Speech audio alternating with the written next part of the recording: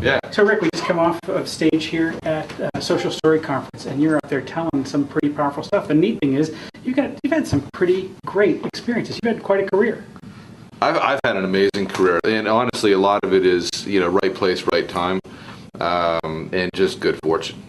I think that my first job out of school was Ocean Spray. My time at Pepsi was absolutely wonderful.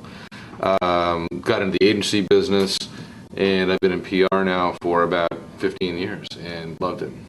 A lot of what you've got, of course, you're working with big organizations and big money in some of those places, I would think. I mean, they've got the resources to expend.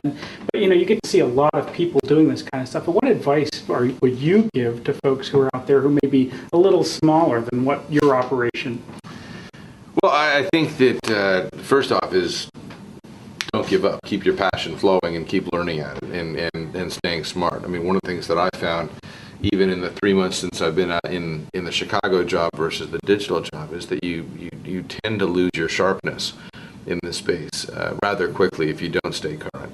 And so I think it's really important to sort of keep that knowledge base up. I think the second thing is that I do believe, and I said this in the session, I think social media is the great equalizer. I think, yes, large brands can do it very well, but with large budgets come large expectations. And I think everyone's needs are the same.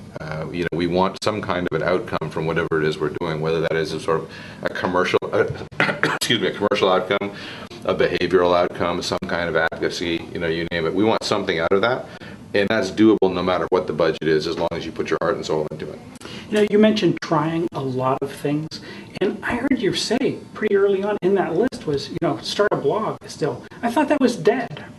I don't think blogging is dead at all. I mean, I think that it takes a certain commitment to do a really good blog. It's a time-consuming thing. It's a lot easier to write a tweet than a blog post. Right. But I think that the people that I respect most online are still blogging and blogging quite often.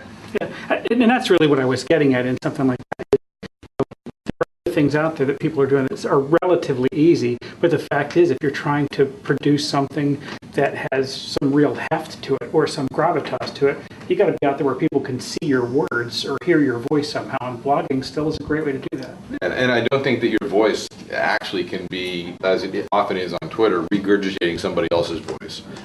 I think that becomes a popularity contest. And ultimately, you got to, the opportunity here is to sort of show people what you've got and why you're different and why they should care. And interesting content is interesting content. And so that's how I think personal brands are built up these days, if we're still talking about personal brands. But I do think that, any of these things, blogging, you name it, it can be video, it can be audio, it can be, it can be text-based. It doesn't much matter. The platform is really, irrelevant. It's the quality of the content that you provide. And if you can do that, you'll get the audience. Do you think, from your professional opinion, if we're small and trying to do something like that, does it pay, or is it better off to have a more concentrated attack, if you will, in one platform as opposed to hitting two or three? Or are we back to that point where you made earlier, which is, try to hit several and see what works?